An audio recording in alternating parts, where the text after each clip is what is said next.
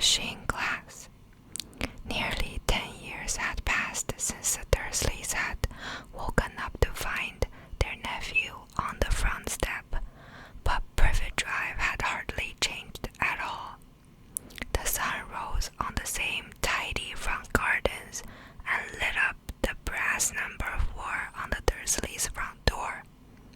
It crept into their living room, which was almost exactly the same as it had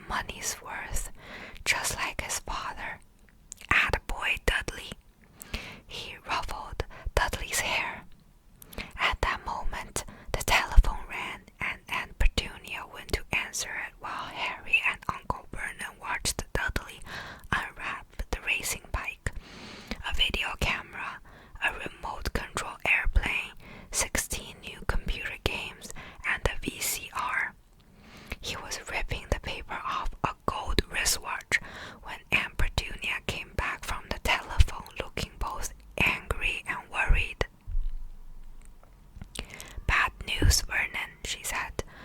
Mrs. Fig's broken her leg. She can't take him. She jerked her head in Harry's direction.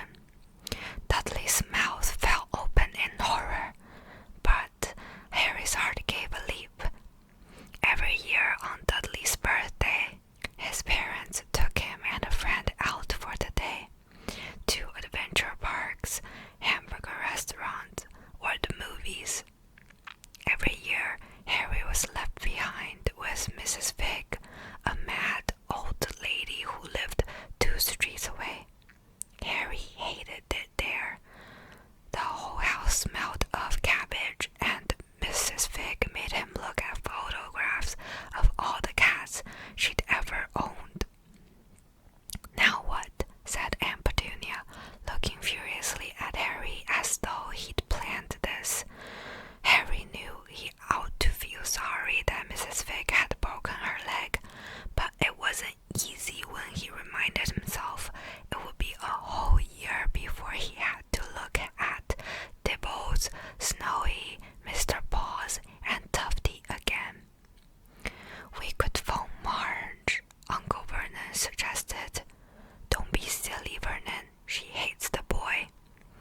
The Dursleys often spoke about Harry like this, as though he wasn't there, or rather, as though he was something very nasty that couldn't understand them, like a slug. "What about what's her name? Your friend, Yvonne, on vacation in Mallorca," snapped Aunt Petunia. "You could just leave me here," Harry put in hopefully. He'd be able to watch what he wanted on television for a change, and maybe even have a go on Dudley's computer.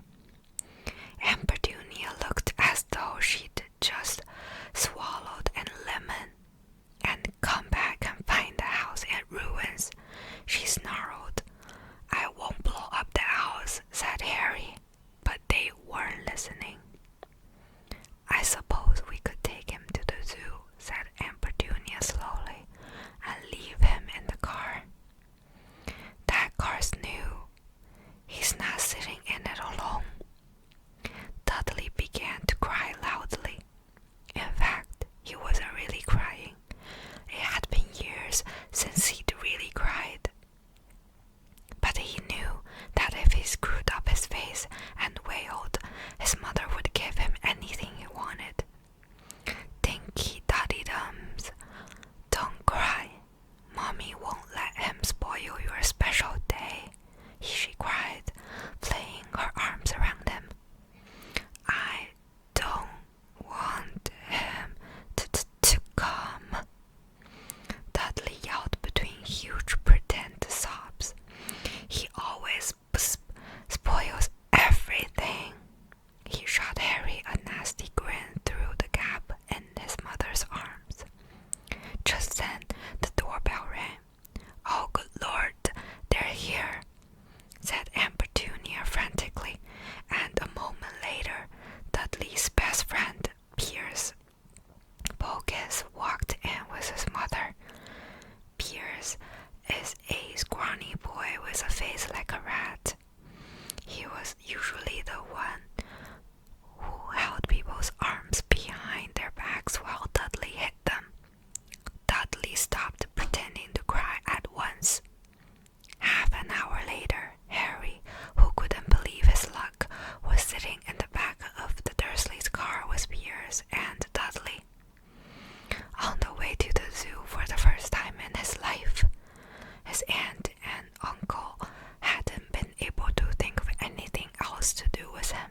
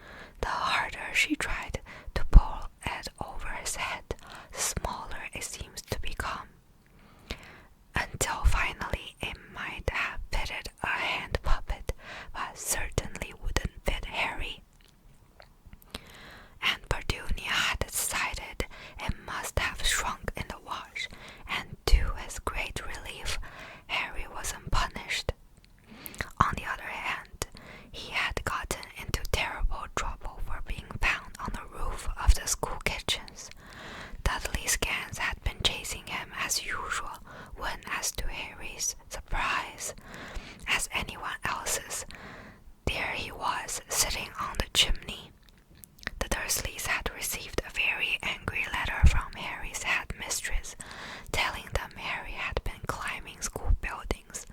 But all he'd tried to do, as he shouted at Uncle Vernon through the locked door of his cupboard, was jump behind the big trash cans outside the kitchen doors. Harry supposed that the wind must have caught him in mid-jump. But today, nothing was going to go wrong. It was even worse being with Dudley and Pierce to be spending the day somewhere that wasn't school. His cupboard, or Mrs.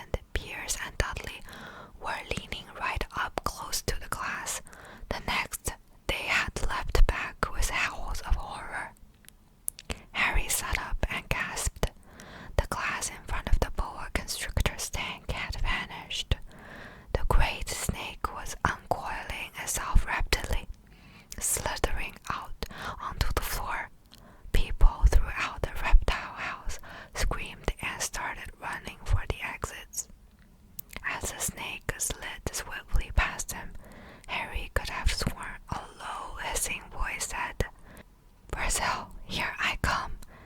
Thanks, amigo. The keeper of the reptile house was in shock. But the glass, he kept saying. Where did the glass go? The zoo director himself made Aunt Petunia a cup of strong sweet tea while he apologized over and over again. Pierce and Dudley could only gibber. As far as Harry had seen, the snake hadn't done anything except snap playfully at their heels as they passed.